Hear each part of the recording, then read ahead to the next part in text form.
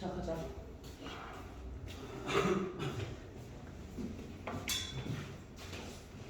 직구하고는 내가 항상 이럴까? 항상 없어. 그러니까 친구들이 저랑 분리할 때도 50%가 없었거든요. 유영주 맨날. 그러니까 유영주의 영주공. 자 저번에 줬던 그 페인트볼 숙제 다 해보셨지? 그렇다고 우리 해야지. 그렇지? 믿어. 자 그러면 페인트물 21, 22, 23학년도 있는데 여기서 21학년도 거부터 보도록 합시다. 2점짜리하고 3점짜리가 있을 것 같은데 어떤 거부터 몇 번을 볼까요? 아니 몇 점? 2번에 12점짜리에 자 또 풀어 오신 거 맞지?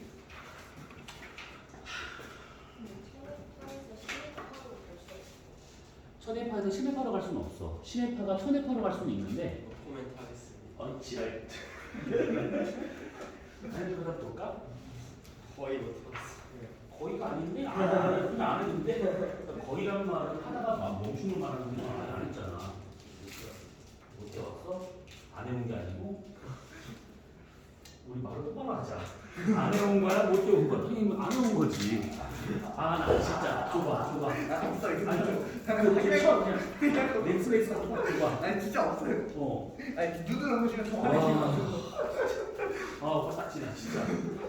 내가 이러니까 남녀 성차별을 하는 거야. 해왔어.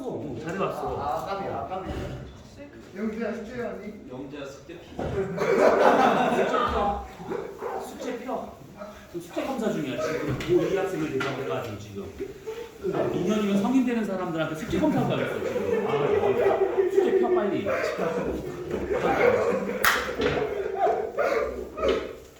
다행히 안 적혀 있구나. 안 적혀 있구나. 야내 새끼 아니야. 방송만 했구나.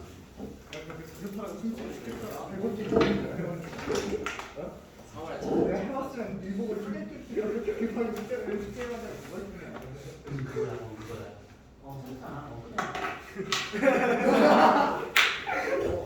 없는 사람 최초로 비교해버렸는데. 나 최초인가?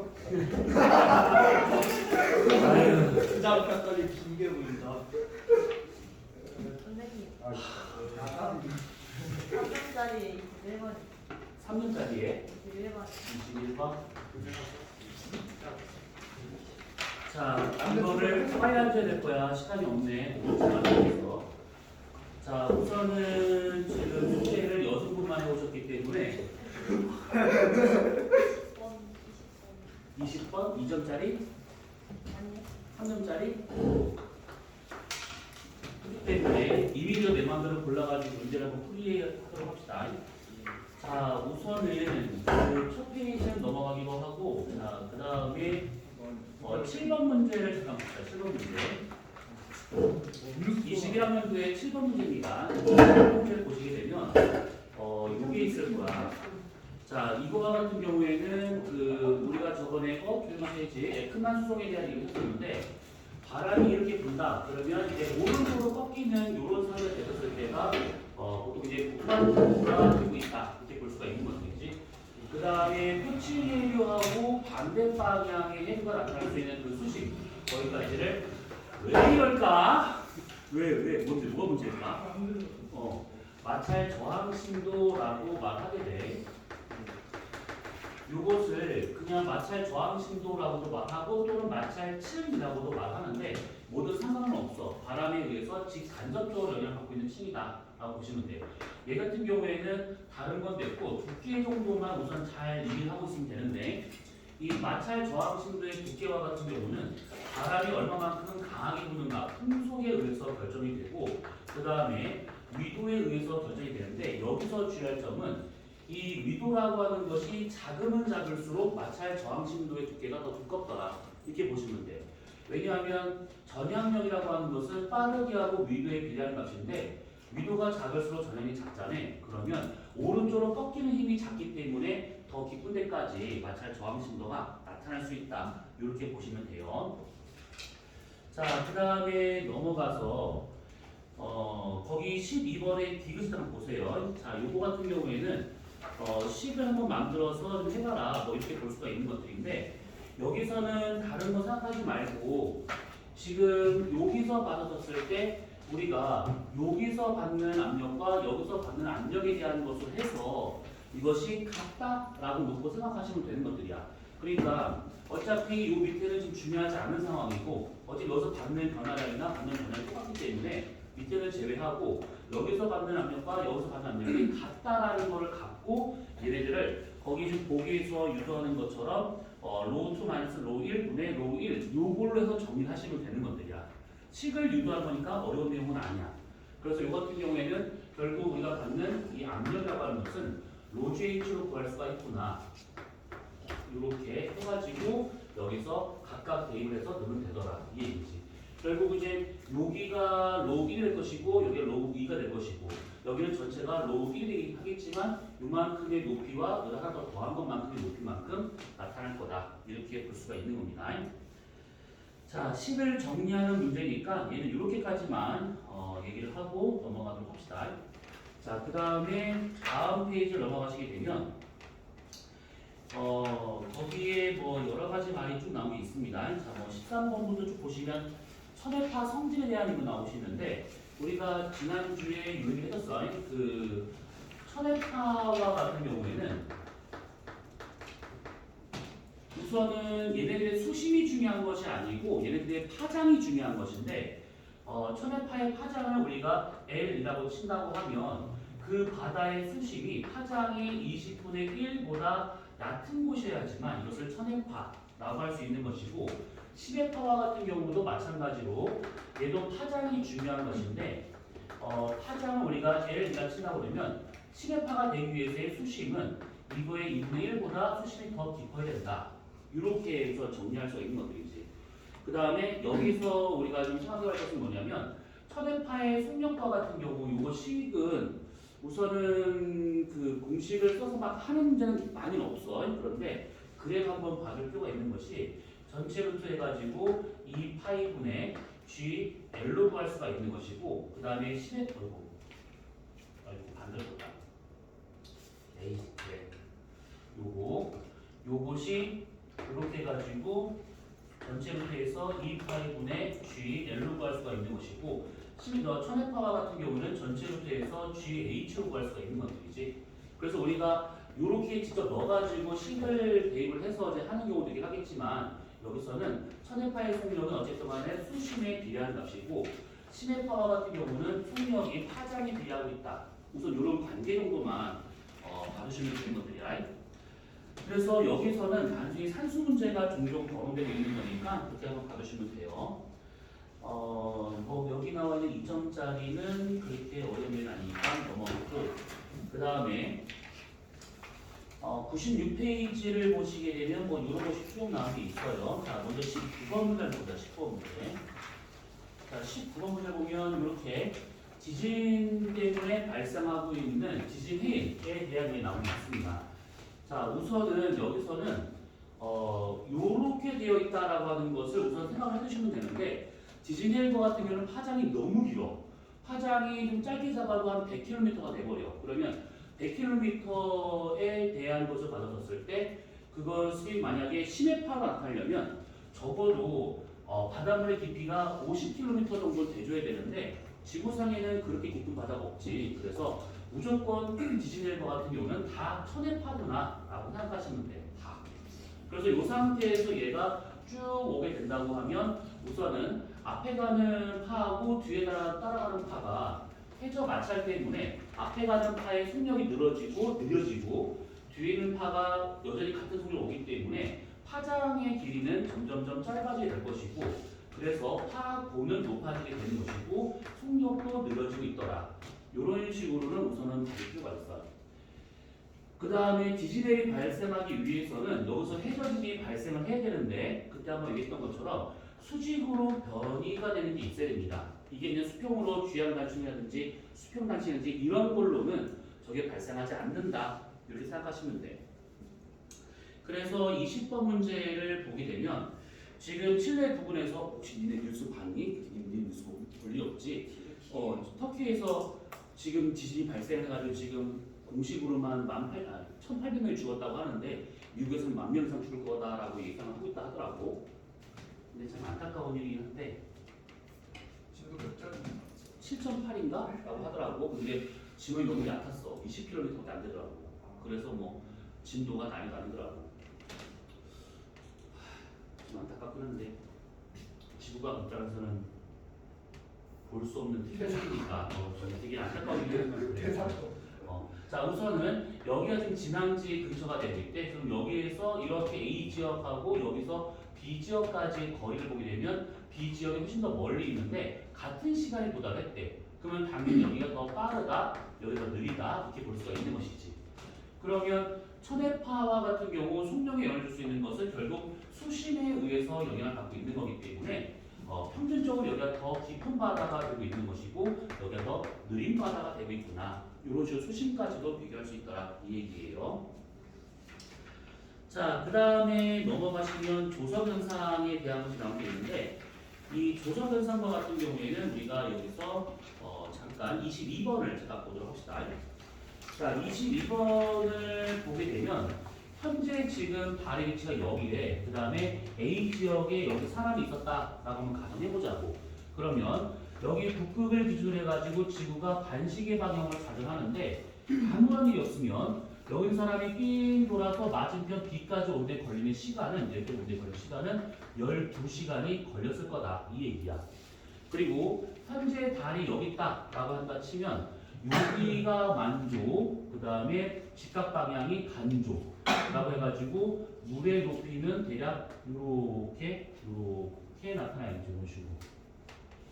자, 이런 상태가 되고 있단 말이지. 그러면 만약에 달이 공전하지 않으면 A 지역에 있는 사람은 12시간 뒤에 다시 만조가 될 거다. 이렇게 볼 수 있는 것이고 여기는 간조가 되기 때문에 만조에서 간조 넘어가면 여기에서는 썰물이, 그 다음에 여기서는 밀물이 나타날 거다. 이렇게. 근데 문제는 달이 이만큼 얘가 공전을 하고 있어. 공전을 하고 있는데 이 달과 같은 경우에는 대략 하루에 약 13도 정도의 공전하고 있는 중이지. 360도를 달의 항성으로 나누게 되면 한 13도 정도 나오는데 이것을 지구 시간으로 환산하게 되면 얘가 50분 정도가 된다라고 했던 것들. 그러면 여기 있는 사람이 이렇게 돌아서 맞은편에 왔다? 그럼 12시간 정도가 된 거기 때문에 50분을 완전히 다 할 수 있는 것은 아니고 이거의 절반 값으로 봐야 된다 이 얘기지. 그럼 여기 나와 있는 이 기역과 같은 경우는 한 6.5도 정도의 각을 갖고 있구나. 그러면 50대 절반이니까 25분. 그래서 여기 A 지역에서 돌아가지고 C까지 가줘야 만조가 되다 보니까 여기다가 25분을 더해준다 이 얘기죠. 그래서 조석 주기와 같은 경우는 12시간 25분이 걸리더라. 뭐 이 얘기예요. 자, 그러면 우리가 지난주에 이렇게 얘기했고 그 다음에 3점짜리 넘어가 보자. 3점짜리 1번 같은 경우는 되게 쉬운 문제였던 것이고 그 다음에 3번의 전향의 방향은 뭐부터 치고 그 다음에 뭐 6번을 잠깐 봅시다. 6번. 자, 6번을 보시면 지금 요게 나온 게 있을 거야. 자, 우리가 지역류라고 하면 수압 경도력하고 그 다음에 전향력이 평형 상태에 도달했었을 때 나타날 수 있는 해류. 그러면 얘 같은 경우에는 로분의 1 곱하기 두 지점의 거리차 분의 두 지점의 수압차로 구할 수 있는 것이고 전향력과 같은 경우에는 이 mv 오메가 사인 세타로 구해진다라고 했던 것들. 단위 질량이면 요거 m 생략해도 상관은 없습니다. 요건. 그러면 이렇게 있는 상태에서 우리가 요 속력만 만들고 다 넘긴다고 치면 결국 지역류의 유속이라고 하는 것은 뭐 다 넘긴다라고 가정했었을 때 결국은 요거에 반비례하고 있다라고 볼 수가 있는 것이지. 이런 식으로. 그래서 다른 거 생각하지 말고 지역류의 유속 우리가 나중에 대기를 할 때 직윤풍이라고 하는 것도 할 것인데 똑같은 방법으로 구하는 거야. 그랬을 때 직윤풍이든 지역류든 간에 걔네들의 빠르기는 위도에 반비례하고 있다라고 생각하시면 돼. 그러면 6번과 같은 경우 북위 30도와 남위 60도 지역에서 흐르는 유속과 수압 경도의 관계를 설명한다. 그러면 아무래도 저위도 30도 부근에서의 유속이 더 빠르다 이렇게 볼 수가 있는 것이고 그 다음에 또 하나는 뭐냐면 누가 더 빠를 것인가 하면 당연히 산소가 될 것인데 그럼 수압 경도력과의 그 관계는 뭐가 되느냐? 당연히 수압 경도력이 커지면 그만큼 전압력이 커져야 되는데 그 전압력이 커질 수 있는 것은 다른 건 다 없지. 속력 하나밖에 없습니다. 그렇기 때문에 이 수압 경도력은 결국은 이제 그 유속은 수압 경도력의 비례관계다라고 생각하시면 돼. 이런 식으로. 그럼 답은 5번입니다. 이 얘기죠. 그 다음에 8번 문제를 잠깐 봅시다. 8번 문제에 나와 있는 이런 그림이 있지. 이런 그림이 나오면 밑에 거를 보려고 하지 말고 표면에서의 해수면 높이를 우선 보시면 돼. 또는 해수면이 안 나온 상태에서 이것만 나오잖아요. 그러면 이렇게 수온이 급변하는 층에서 해수면 높이 변화가 생기고 있구나. 이렇게 보면 되는 것들이고. 그러면 해수면 높이가 이렇게 되어 있으니까 이쪽이 좀 고수압 쪽이고 이쪽이 좀 저수압 쪽이고. 그럼 수압 경도력은 여기서 이쪽으로 좀 작용하고 있는 거니까 내려가면서 지역류 평형이면 오른쪽 꺾여서 이렇게 들어가는 방향으로 나타나더라 라는 얘기죠. 이런 식으로. 이게 지역류가 되겠다. 이 얘기가. 그래서 얘는 그것만 우선을 보면 되는 것이고 거기 나와 있는 디귿 선지를 보면 수평거리가 만약에 150km다라고 했을 때 유속이 얼마일 것인가는 대입을 해가지고 그냥 그대로 산수 문제를 풀면 되는 것들이야. 계산 실수가 많으니 있을 수 있을 만한 것들이니까 그런 것만 주의하면 돼요. 자, 그러면 우리는 9번 문제 봅시다. 이거를 그때 수업 시간에 나오면 하고 안 나오면 안 하자 라고 했던 것들인데 어떻게 나왔네. 그러니까 그냥 보도록 합시다. 요거는 좀 요걸 잘 이해하시면 돼요. 그러니까 지난주에 그렸던 그림에다가 조금 더 추가한다라고 보시면 돼요. 자, 0도, 그 다음에 여기가 30도 부분, 그 다음에 여기가 60도 부분이야. 그 다음에 여기가 지금 30도 부분입니다. 지난주에 했었던 그 그림에다가 더 추가하는 거야.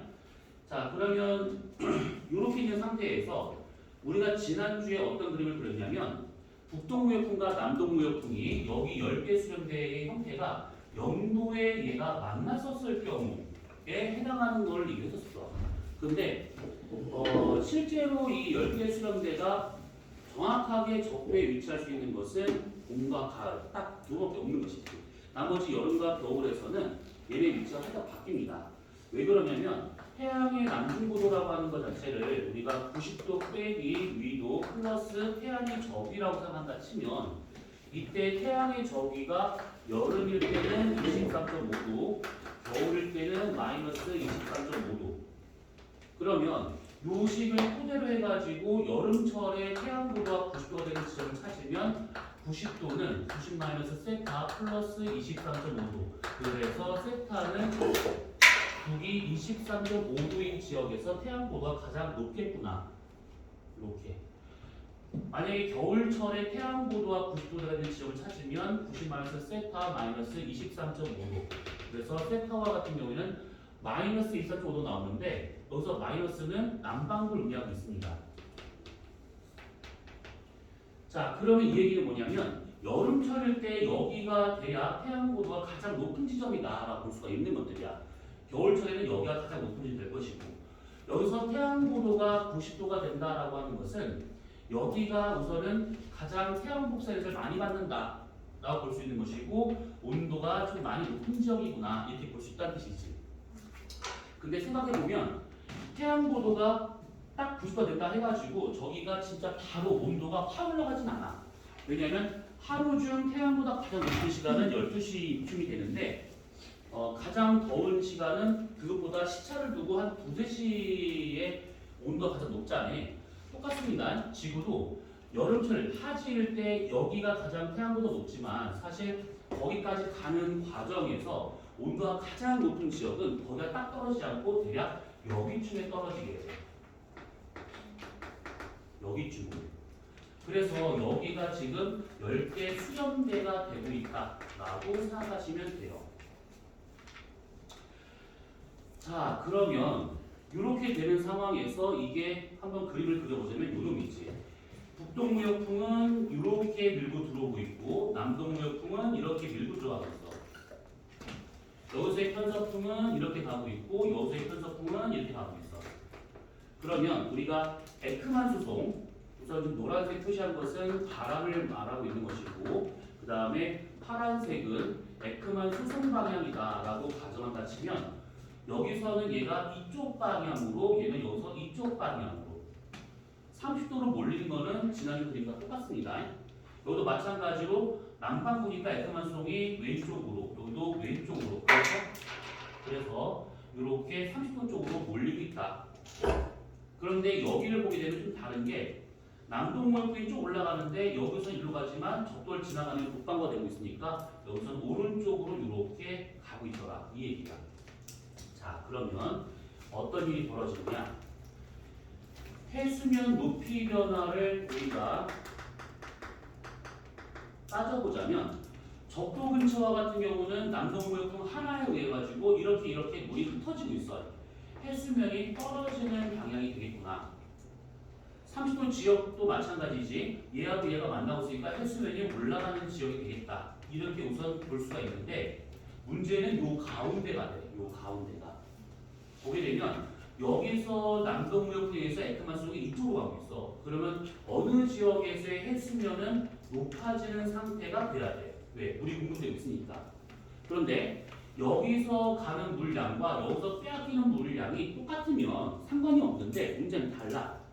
그래서 여기서 가는 물량에 의해서 여기 5도 근처에서 어느 정도의 해수면이 올라가는 게 있는데 문제는 빼앗긴 양이 너무 많다라는 것이지. 그래서 중간 어딘가를 기준으로 해가지고 이건 딱 잡을 수 없어요.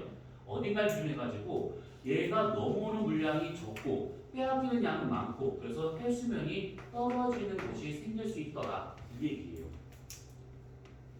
지금 여기 이해가 돼? 그래서 다시 얘기하자면 여기 지금 요거랑 요거는 우리가 지난주에 했으니까 이해가 될 거라고. 그런데 가운데를 보시게 되면 남동무역풍에서 이쪽으로 물을 보내. 그러면 어딘가 물이 많이 쌓이겠지. 그럼 그 지역은 해수면이 올라가. 여기까지 됐어. 근데 이 바람에서 가는 이 빼앗기는 물량이 넘어오는 물량보다 많아. 그러다 보면 확실히 뒤에서 채워주는 양은 적고 앞에서 나간 양은 많고 하니까 어느 지점에서 물의 양이 줄어들 수밖에 없다 이 얘기야. 그 지점이 여기쯤이다. 그러면 거기는 물의 양이 줄어들고 있으니까 해수면이 떨어지더라 이렇게 볼 수 있는 것들이지. 나가는 것만큼 뒤에 채워주지 못하니까 중간 어딘가가 움푹 패이더라 이 얘기입니다. 자, 그러면 이렇게 해가지고 보면 이런 식의 그림이 나오더라라는 거야. 그래서 0도 근처에서는 해수면이 낮고 그 다음에 5도에서 해수면이 높고 그 다음에 30도에서도 해수면이 높은데 중간 어디쯤에 해수면이 낮은 곳이 생긴다 이 얘기야. 저 그림 보시게 되면 그 다음에 여전히 30도 부분은 해수면이 높은 상태구나 이렇게. 자, 그럼 여기서 생각 잘 해보셔야 돼. 요거를 기준으로 해가지고 여기를 기준으로 해가지고 이렇게 선을 딱 그어보자 이렇게. 그러면 여기가 지금 남반구가 되고 있고 여기는 지금 북반구가 되고 있어. 그러면 전향력의 작용 방향이 얘는 오른쪽이고 얘는 왼쪽이야. 그러면 해류가 어떻게 나타나느냐? 얘는 여기서 이쪽으로 경사지고 있으니까 수압 경도의 방향은 이렇게 내려오는 방향이에요. 이렇게 내려오고 있는데 내려오면서 왼쪽으로 남반구니까 왼쪽으로 전향력을 받으면 얘가 이렇게 꺾여서 저쪽으로 들어가는 방향으로 가더라 이 얘기지. 지역유평형이야. 그래서 여기서는 이렇게 들어가는 방향으로 해류가 나타나는구나. 그러면 마찬가지로 여기서 여기까지는 지금 북반구가 되고 있는데 전향력의 방향은 오른쪽이야. 그러면 내려오려고 하는데 오른쪽 꺾여서 저 안으로 들어가는 방향이 나타나겠지. 이렇게. 여기서는 내려오려고 하는데 오른쪽이면 이쪽 방향이야. 여러분들 방향으로. 그래서 얘는 여기서 해류는 이게 나오는 방향으로. 여기는 경사도가 얘랑 비슷한 거니까 여기서 들어가는 방향으로. 자, 그러면 이렇게 해류의 방향을 잡았어. 그러면 이때 여기 있는 요 해류하고 요 해류는 같은 방향이고 마찬가지로 이 해류도 같은 방향이야. 어떻게? 들어가는 방향이니까 남북이니까 우리가 서에서 지금 동에서 서로 본 거잖아. 그래서 둘 다 여기 있는 요 셋 다 그럼 뭐냐면 동에서 서방향으로 가고 있는 그런 해류가 되고 있는 것이고 얘네들과 반대로 가고 있는 해류가 되고 있다는 얘기지. 그럼 요 해류 이름은 뭘까요?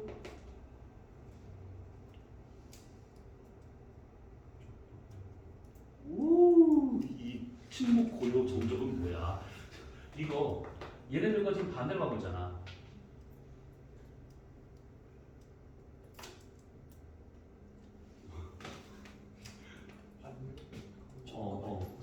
적도 발류지. 적도 근처에서 만들 수 있는 반대 방향의 흐름, 적도 발류고. 그러면 요 해류 이름은 뭘까요? 합쳐서 이게 남적도 해류가 될 것이지. 그럼 얘가 북적도 해류가 되고 있다 이 얘기야. 이렇게. 자, 그래서 이 적도 발류라고 하는 것은 저런 식으로 이제 나타날 수 있다라고 생각하시면 돼. 자, 그럼 문제 한번 보도록 합시다. 자, 기억 A, B, C 해역에 흐르는 해류의 모습은 기억이 될 것이다라고 하는 거 맞겠지. 5도하고 그 다음에 10도 좀 넘어가는 그 위도까지. 그러니까 여기서부터 요 위도 범위 내에서는 얘네들과는 반대로 가고 있는 서에서 동으로 가고 있는 해류가 나타나야 된다 이 얘기야. 그러면 기억에 가까울 것이고, 니은 시해역 마찰층에서의 평균 해수의 수송 방향은 북서쪽이 될 것이다라고 되어 있는데 마찰층이라고 하는 것은 아까 얘기했던 마찰 저항 심도고 거기서의 평균적인 바닷물의 수송 방향을 우리가 매크만 수송 방향이다라고 하고 있는 것들이지. 그러면 시해역에서의 에크만 수송 방향을 물어본 것들이야. 그러면 C가 되면 여기 북쪽도 해류가 되고 있는 요 지역을 말하고 있는 것들인데 그러면 이렇게 해가지고 가는 이 북동 우역풍 말하고 있는 것이지. 그럼 에크만 수송은 북서방향으로 나타난다. 그러면 이은 맞겠고, 디귿 혼합층 수원층 경계면의 경사는 D에서 더 완만할 것이다 되는데 우리가 그 혼합층하고 수온약층 이렇게 보지 말고 그 따뜻한 물이라 해가지고 난수층이라고 하는 이런 개념이 있어요. 얘는 그 혼합층이라는 것과 그 다음에 수온약층을 합쳐가지고 난수층이라고 되는데 요 두 가지로 묶어서 보는 게 조금 더 이해하기 편해. 그래서 지금 디귿에 나와 있는 이 경계면의 경사라고 하는 것은 결국 심해층과 난수층의 경사 이걸로 봐도 아무런 상관이 없어. 똑같은 거니까. 그럼 어떻게 되느냐? 얘 나오는 해수면과 얘가 반대 패턴으로 나온다라고 보시면 돼요. 이렇게 이런 식으로. 반대 패턴이야. 이게 왜 반대로 나타나고 있는 거냐면 여기 지금 해수면이 낮다라고 하는 것은 물을 빼앗겼으니까 낮아진 거잖아. 그러면 그 물을 채워주기 위해서 밑에서 용승류가 발생합니다. 그래서 요 경계가 위로 올라간 듯한 경계가 되는 것이고 여기서 얘가 높아진 것은 물이 많이 모여들어서 지금 높아진 거잖아. 그러면 따뜻한 물이 만나서 밑으로 누르려고 하는 힘이 발생하다 보니까 경계면을 누르더라. 마찬가지로 여기도 밑에서 올라오는 용승류에 의해 가지고 이렇게 경사가 올라간다. 그래서 결국은 위에 있는 해수면과 비슷한 패턴으로 나타난다. 이렇게 생각하시면 돼. 그러면 답은 3번이 되는구나 라는 겁니다. 자, 그러면 그 뒤에 나와 있는 12번 문제. 이런 식의 문제가 나오면 아까 이것처럼 해수면을 먼저 그려봐야 됩니다. 근데 해수면을 그릴 때는 당황하지 말고 온도가 급변하는 구간들을 임의대로 설정하면 돼요. 이렇게. 그러면 지금 이게 쭉 수평방향 간다라고 하시게 되면 여기가 지금 찬물 쪽이고 가운데가 더운 물, 여기가 지금 찬물, 여기가 좀 더운 물 쪽이라는 얘기지. 그러면 더운 데서는 해수면이 올라가고 추운 데서는 해수면이 떨어지고 그러면 얘는 어떻게 되느냐? 해수면이 이렇게 있다가 쭉 가다가 온도가 막 올라가지 해수면이 상승을 해요. 이렇게 더운 물이네. 해수면이 그냥 쭉 가. 그러다 다시 찬물 여기에 들어갔으니까 해수면이 뚝 떨어져 이렇게. 그러다가 다시 원래의 해수면 유지하고 있다가 또 수온이 급변한 층이네. 그러면 다시 해수면이 상승을 하다가 여기서 이게 그대로 가고 있구나. 이게 해수면.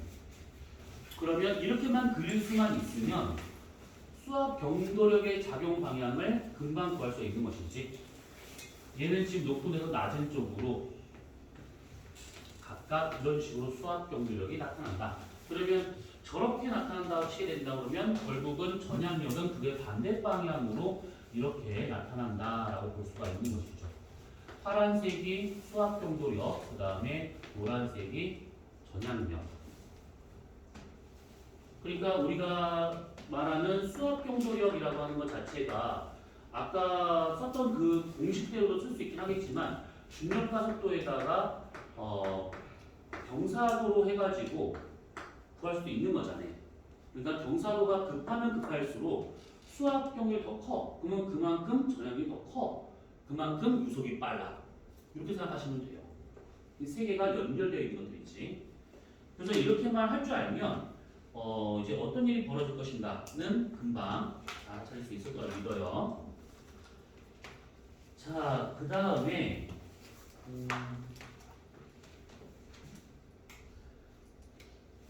천회파, 신회파 얘기 또 나오는데 이것도 마찬가지고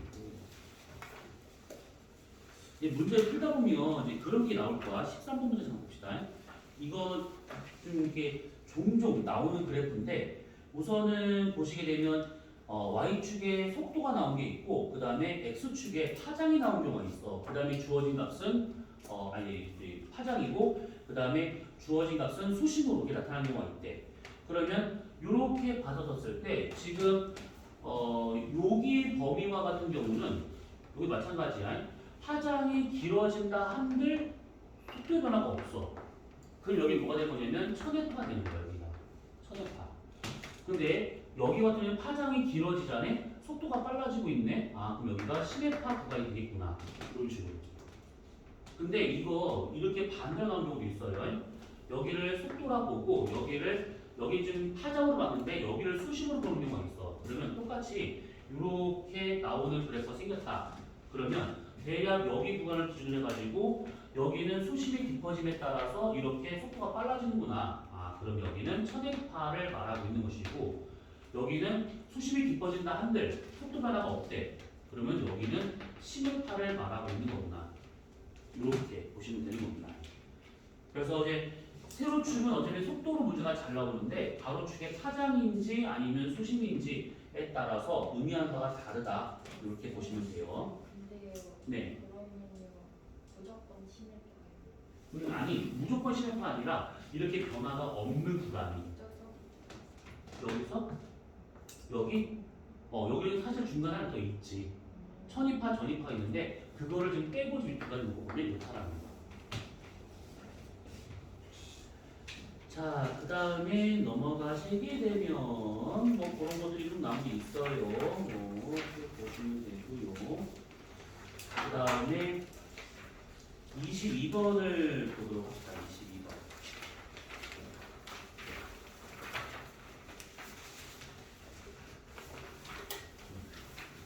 22번. 이 그림 볼 때마다 이게 전체 그림의 일부를 나타내고 있는 그림이긴 한데 이 그림 볼 때마다 살짝 배가 고파져. 니네는 안 그래? 뭐 닮지 않았어? 붕어빵. 붕어빵. 오씨. 나 볼 때마다 이 붕어빵이 되게 생각나더라. 예전에 어렸을 때 안 좋아했는데. 아무튼 여기서는 다른 거 보지 말고 여기서 여기까지 교차가 크다. 이거는 산이. 교차가 작다. 그러면 조금. 근데 이제 학교에서 아마 사리를 대조라고도 하고 조금을 소조라고도 이렇게 하는 경우도 있어요. 원래 대조, 소조가 더 맞는 말이긴 하지. 조금 사리는 이제 순수 우리나라 말로 되는 것이고. 근데 뭐 한자로 쓰든 우리나라로 쓰든 뭐 상관은 없습니다. 그럼 이제 사리가 되고 있다라고 하는 것은 태양과 달과 지구가 같은 선상에 모여졌을 때 가능한 거라 보니까 달의 위상은 사리라든지 망과 같은 이런 형태가 되는 것이고 소조가 되려면 태양과 지구하고 달이 직각관계에 놓여야지만 가능한 거기 때문에 상현딸이라든지 하현딸과 같은 이런 반달형 형태로 나와야지만 조금이 되고 있더라. 이런 식으로. 근데 이제 아까 물어본 것이 20번하고 21번이었겠지. 그래서 20번을 잠깐 보도록 합시다. 자, 지진의 발생 과정을 순서 없이 나타낸 것들이다 라고 되어 있어요. 그러면 지진해일과 같은 경우에 처음에 그 해저에서 단층이 발생을 해가지고 먼저 파가 만들어져야 돼. 그래서 얘가 먼저 형성이 되고 난 다음에 그 파가 이렇게 밀고 들어오는 겁니다. 그러면 그때 얘가 쭉 밀고 들어왔을 때 여기 위가 꿀렁꿀렁거리면서 이렇게 오는 거야. 이게 멀리 있는 사람이 봤을 때는 이제 별거 아닌 것처럼 보여.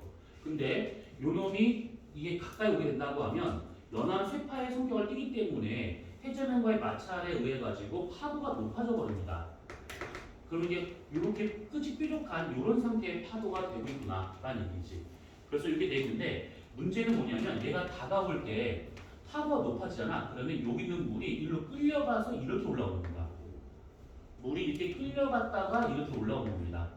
그래서 처음에 내가 해안가에 서 있었을 때 쓰나미가 밀고 들어온다. 그러면 파도 높이 치는 건 안 보여. 잘 안 보여. 그냥 꿀렁꿀렁해서 오는 거죠 보여. 근데 갑자기 내가 서 있는 곳에 바닷물이 있었었는데 갑자기 바닷물이 쭉 빠져. 갑자기 쭉 빠져내 그것이 그대로 올라와서 난 덮치는 거야. 그래서 처음에 이 파도가 높아지기 전에 먼저 바닷물이 그 바다 쪽으로 빠져나간다. 이렇게 생각하시면 돼요. 자, 그러면 기억 발생 순서는 가다나가 아니라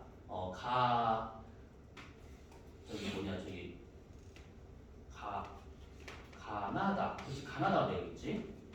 그 다음에 닐. 나시기 횟수는 해안선에서 바다 쪽으로 이동할 것이다. 그러니까 나시기가 방금 그 얘기야. 그러니까 파도가 높아지기 전에 쓰나미가 거의 도착을 하는 그 상황에서 먼저 바닷물이 바다 쪽으로 끌려갑니다. 그런 다음에 파도가 높아진 상태로 덮치는 것이지. 그래서 니은은 맞는 게 되는 것이고, 그 다음에 디귿과 같은 경우에 얘가 천연타가 되고 있다 보니까 수심에 비례하는 값이다. 그러면 답은 4번이 되야겠지. 자, 그 다음에 21번 문제. 어느 지역에서 조선 현상만을 고려한 해수면의 예측값과 그 다음에 실제 높임값을 나타낸 것들이다. 폭풍 해일이 발생했다. 그러니까 뭐 바람이 세게 불어서 해일이 발생했다라고 보시면 돼요. 자, 기억. 이 지역은 1주조가 나타나고 있다. 1주조가 되려면 하루 주기 동안 만조 한 번, 간조 한 번 나타나야 돼. 근데 여기 보니까 지금 예측되는 값을 보니까 요거 말고 요거 예측을 보니까 여기 만조가 많아. 그래서 하루 동안의 만조가 두 번 나타나고 있는 거잖아요. 그러면 이거는 단일주조. 기억 틀렸겠고, 니은. 폭풍해일은 10일 21시에 발생했었을 것이다 되는데 10일 21시경 그러니까 해안가로 바닷물이 확 넘치는 그 시점이 여기가 되고 있으니까 21시경 되고 있는 거는 맞겠고, 디귿에 13일 12시에 밀물이 있었을 것이다 했는데 13일 그 다음 날 12시경이라고 한다고 치면 얘가 지금 만주에서 간주로 넘어가는 중이에요. 12시면 만주했던 것이 간주로 넘어가는 중간 단계야. 그럼 물이 줄어들고 있으니까 썰물이 되고 있다라고 봐야겠죠. 그러면 답은 2번이다. 이 얘기입니다. 어때요? 대략 이해됐을까? 우리 지난주에 개념을 아주 빨리 했었던 이유가 어차피 여기는 문제를 좀 풀어보면서 이해하는 게 더 낫기 때문에 했습니다. 그 뒤쪽에 있는 문제도 마찬가지로 한번 풀어보신 다음에 나중에 질문이 있으면 질문하시면 될 것 같아요. 자, 그러면 우리는 진도를 나가서 갔다 오세요.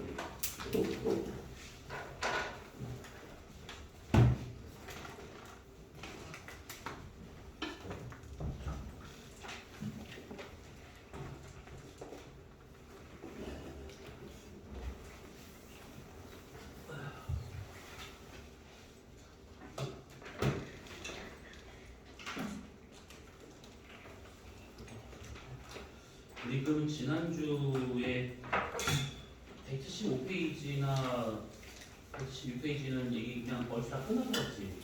다들 다 끝났었지. 우리 지난주에 100이 들어갔었나? 안 들어갔었나? 알겠습니다. 자, 그러면 192페이지입니다.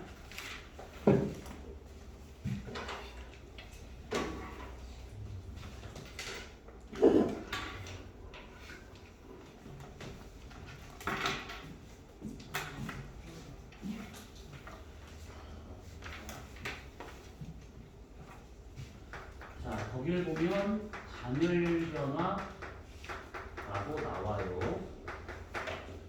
이거 물리 시간에 배웠을 거야. 그래서 이거를 막 그렇게 설명하는 거기보다는 지구과학에서 얘가 어떻게 응용되고 있는가 이것만 보시면 돼요. 자, 우선은 단열 변화, 열을 차단한 상태에서의 변화. 부피가 바뀌어서 다른 거 변화 없이 부피 변화만으로 해가지고 공기 덩어리 내부에 기온이 바뀌는 현상을 이것을 우리가 단열 변화라고 하고 있는 것이지. 그러면 부피가 팽창한다, 수축한다 이 두 가지를 보게 되는 것인데 이렇게 지면이 있는 상태에서 공기 덩어리가 여기 지면있을 때는 요만했던 부피였지만 얘가 어떤 이유로 위로 붕 뜬대요. 그러면 부피가 이만큼 커지는 것이지. 이렇게 부피가 커지는 이유야 너무 당연하게도 지면에서는 외부 기압이 너무 크니까 얘를 누르는 힘이 워낙 커가지고 공기 부피가 작지만 얘가 상층부로 올라오게 되면 외부에서 누르는 기압 자체가 줄어들면서 부피가 자연스럽게 커진다. 이렇게 볼 수가 있는 것들이야. 자, 그러면 이렇게 있는 상황에서 저 공기 덩어리 내부에서 이제 어떤 일이 벌어지는가는 크게 두 가지로 나눠서 보셔야 됩니다. 두 가지로. 우선은 기온이 어떻게 바뀌는가와 그 다음에 이슬점이 어떻게 바뀌는가 이 두 가지로 나눠서 봐야 돼. 자, 우선은 기온 변화와 같은 경우에는 다시 크게 두 가지로 구분이 되는 것이 만약에 저 공기 덩어리가 수증기에 대해서 불포화 상태라면 또는 저 공기 덩어리가 수증기에 대해서 포화 상태라면 이렇게 나눠서 볼 수가 있는 것들이야. 자, 이랬을 때 불포화 상태인 저 공기는 위로 100m, 100m, 100m 올라가잖아요. 그러면 100m 공기 덩어리가 상승을 할 때마다 내부에서 얘가 약 1도 정도가 떨어지게 돼. 1도 정도가 저렇게 온도가 떨어지기 시작합니다. 그 다음에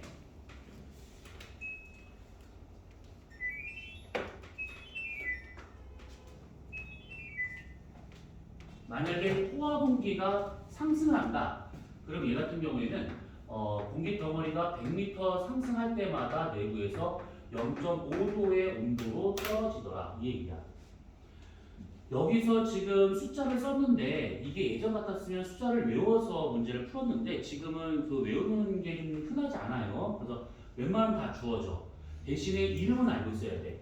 이렇게 불포화 공기의 온도 변화율을 이것을 건조 단열 변화 또는 온도가 떨어지는 거라면 건조 단열 감률 이렇게 표현하기도 하고 얘 같은 경우에는 수증기에서 포화된 상태다 보니까 수분 단열 변화 또는 수분 단열 감률 이렇게 이해하게 돼. 지금 우리가 위로 올라가는 공기만 생각하고 있는데 내려오는 공기는 이 부호만 바꾸면 돼요.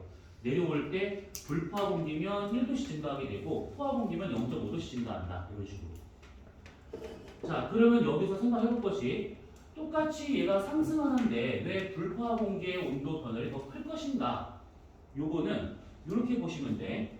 여러분들이 정상적인 중등 과정을 배워왔기 때문에 여기 기억날 거야. 여기를 온도라 생각해 보고 여기를 수증기량 또는 수증기압이라고 분류하시면 이렇게 나와 있는 포화수증기압 곡선 기억나시지? 자, 그랬을 때 여기에 있던 어떤 공기가 불포화 상태에서 위로 붕 뛰게 된다면 온도가 떨어지겠지. 뭐 예를 들어서 일로 간다라고 가정합시다. 이렇게. 그러면 이 상태에서 여기에 도달을 했어. 그러면 포화된 공기이면서 계속 상승을 하네. 그럼 온도 떨어져. 근데 어떻게 떨어지느냐? 일로 들어간 게 아니지. 이쪽은 이거 과포화 영역이 되고 있기 때문에 자연에서는 이 과포화 상태가 없다라고 보셔야 돼. 이게 있는 구간이 따로 있어요. 그래서 그거는 제외하고 그러면 여기까지 온 상태에서 온도가 떨어지려면 얘는 왼쪽으로 쭉 가는 것이 아니라 이 곡선을 타고 밑으로 떨어져야 돼. 이렇게.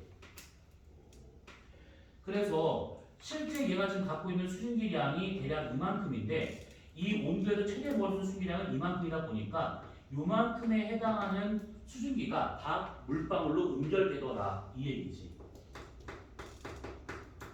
응결. 자, 그러면 불포화 공기는 저런 응결된 현상 없이 계속 올라가는 건데 포화된 공기와 같은 경우는 그런 식의 응결 현상이 나타나더라라는 거야. 그러면 응결이 되고 있다라고 하는 것은 기체에서 액체로 상태가 바뀌는 것이고 그렇다면 당연히 수문열이 방출돼야겠지. 뭐 에카열로 봐도 상관없는데 뭐 어차피 용어는 중요한 것이 아니니까 수문열이 방출이 돼요. 그러면 온도가 빠르게 떨어져야 되는데 더디게 떨어지더라 이 얘기지. 온도가 막 1도 떨어지려고 하는데 열을 계속 공급을 해. 조금씩. 그래서 더디게 떨어진다. 이렇게 생각하시면 되는 겁니다. 자, 그 다음에 이슬전 변화와 같은 경우도 이제 발생할 수가 있는 것인데 여기서 생각을 해보시게 되면 아까 우리가 단열 변화라고 하는 것이 열을 차단한 상태에서의 변화를 해줬어요. 그럼 공기덩어리 안쪽과 바깥쪽에 열 교환이 없는 상태, 다른 말로 수증기의 교환이 없는 상태라고 볼 수가 있는데 여기서 입술점이 바뀐대. 근데 입술점은 요거 수증기량에 비례하는 값이지. 수증기량이 많으면 그만큼 높은 온도에서 응결되는 것이고 수증기량이 작으면 낮은 온도에서 얘가 응결되더라 이 얘기인데 보니까 입술점이 변화 생긴대. 수증기의 교환이 없는 상태에서 왜 입술점이 바뀌는가? 요거는 간단히 이거예요. 얘가 지금 여기에 조그만 이 부피 안에 만약에 수증기가 만약에 100개 있었대. 100개. 그럼 이 상태에서 똑같이 100개가 있어야지 이렇게. 나간 게 없으니까. 근데 밑에 있었을 때 부피를 우리가 1세제곱미터라 친다 그러면 위로 올라가더니만 10배로 커졌대. 그러면 단위 부피당 들어있는 수증기량은 100개가 골고루 흩어졌을 거니까 여기는 10개가 돼야겠지. 그래서 얘는 단위 부피당 100개의 수증기량이 있었는데 얘가 올라가서 팽창하다 보니 단위 부피당 수증기량이 10개인 걸로 줄어들더라 이 얘기야. 전체 갖고 있는 수증기량 똑같은데 단위 부피당 수증기량이 줄어들고 있다 이 얘기지. 자, 그러면 마찬가지로 이 입술점 변화도 크게 두 가지로 나눠서 봐야 될 것이 하나는 수증기에 대해서 불포화 상태일 경우냐 아니면 수증기에 대해서 포화일 경우냐 이렇게 두 개로 나눠 봐야 돼요. 이랬을 때 불포화 공기는 지금 얘기한 것처럼 이렇게 올라가면서 부피가 팽창을 하잖아요. 그래서 단위 부피당 수증기량이 줄어드는 효과 100m 공기가 상승할 때마다 내부에서 약 0.2도씩 얘가 떨어지더라 요 얘기예요. 근데 포화된 공기는 올라갈 때 100m 얘가 상승을 하잖아요. 그러면 아주 빨리 떨어져. 0.5도씩 떨어지고 있어. 기온 변화는 반대야. 얘는 지금 포화된 공기의 변화율이 더 커. 그러면 왜 이런 일이 벌어지는가?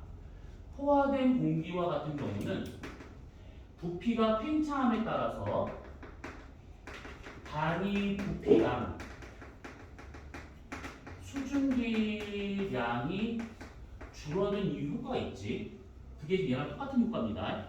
근데 거기다가 더하기 뭐냐면 포화된 공기가 위로 올라가면서 온도가 떨어져. 그럼 아까 말한 것처럼 응결이 나타나기 시작합니다. 응결. 수증기가 직접 응결로 인해서 빠져나가는 거야. 그래서 이런 효과에다가 더하기 응결로 인해 가지고 수증기량이 줄어든 효과가 더해지다 보니까 포화된 공기의 입술점 변화가 더 빠르더라, 더 크더라 이렇게 볼 수가 있는 것들이야.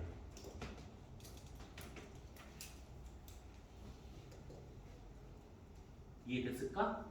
막 어려운 건 아닌데 저게 이제 어떻게 써먹을 것인지 그걸 이제 뒤에서 보면서 좀 맞춰보시면 돼요.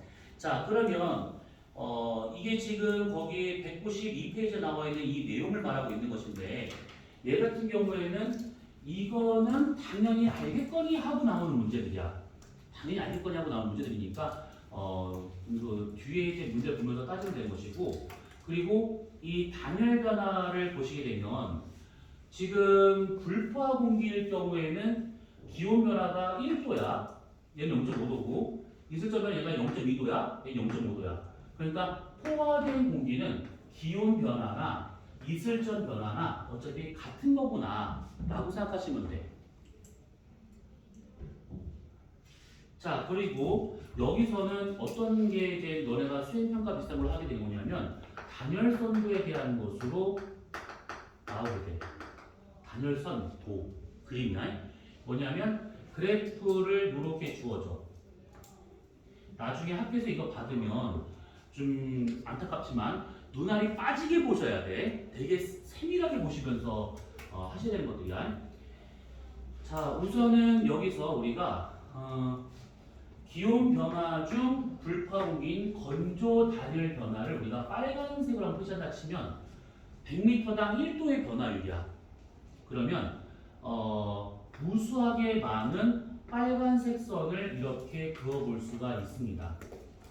무수하게 많은 빨간색 선을 이렇게 그어볼 수 있어. 평행하게. 이렇게 많이 주어지는 건 뭐냐면 지면에서의 온도가 얼마냐에 따라서 시작점을 잡기 위해서 많이 그려놓은 것들이야 이거는. 자, 그 다음에 이 포화된 공기의 기온 변화, 그러니까 수면 단열 변화를 우리가 노란색으로 표시한다 치면 0.5도의 변화율이잖아. 그러면 기울기가 작아졌네요. 그럼 더 완만하겠죠. 가 아니라 높이에 따른 온도 변화율이 더 작아진 거야. 그렇기 때문에 경사가 좀 더 급합니다. 이렇게 이런 식으로 나타나는 것이 이게 수면 단열선. 뭐 XY축하고 요거는 그냥 온도라고 보면 되고 이건 높이가 돼요.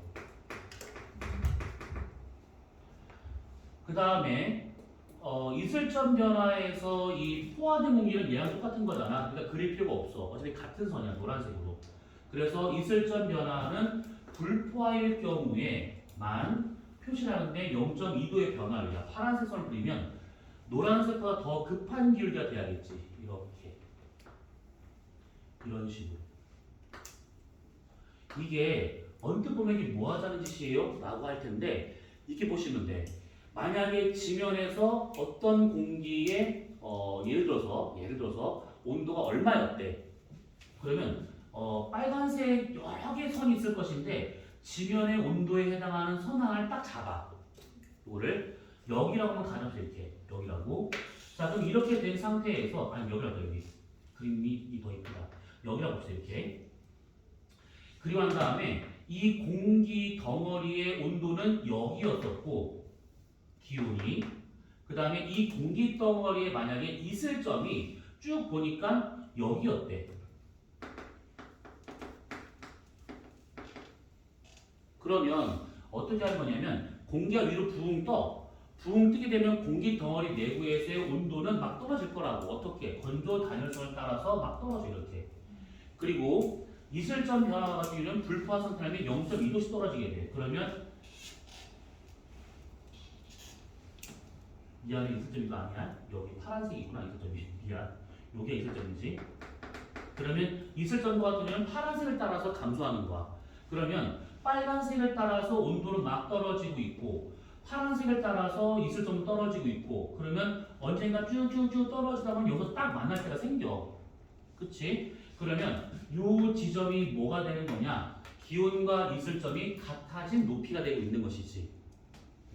그러면 여기서부터 해가지고 구름이 생성이 되겠구나. 이렇게 볼 수가 있는 것들이야. 이게 지금 단순한 얘기를 하려고 하다 보니까 그나마 좀 이해가 되는데 나중에 이게 주변 온도선과 같이 해가지고 뭐 별걸 다 그려. 그러면 그때 가서는 당황하지 말고 그냥 기온과 이슬점 여러 개 선들 중에서 매지가이 보듯이 한 개만 골라내가지고 보시면 되는 것들이야. 자, 우선 여기까지 질문. 쌤, 저 빨간 그래프랑 노란 그래프랑 파란 그래프는 같이 하는 거예요? 여기서 요거를 하는 거야 지금. 그래서 빨간색은 건조 단열 변화, 노란색은 스림 단열 변화, 파란색은 이슬점 변화.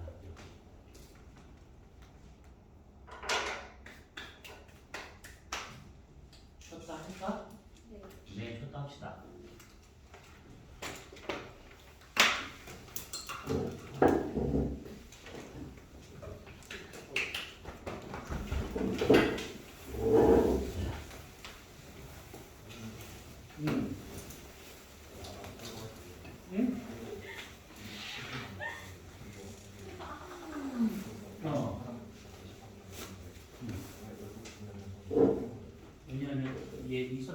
올라가지. 태양이 굳어지면 높아지면 높아질 거잖아. 그러면 가는 동안에 벌써 여기 다 데피면서 올라가지. 근데 여기가 딱 온다 해가지고 제일 온도 높이는 자리가 여기 갔다가 지금 바로 내려와. 여기 지금 있어. 내려올 때 보면 도마 붙는다고 하는데 어. 화학순기가 내려오면서 아니 포화순기가 내려오잖아. 그러면 쟤도 마찬가지로 불파상태 내려오기 때문에 0.5도, 1도씩 증가하게 되는 거야. 그러니까 상승 하향을 했었을 때 이거에 보면 뭐가 그렇게 다리 좀만 길. 아니 그래서 포화시도도 내려오면서 불포화가 내려오면 불파잖아. 그럼 내려가야지. 그럼 1도 좋습니다. 포화순기가 내려오는 과정에서 어제 불파니까. 어차피 어이구야 안방이시네. 부럽다.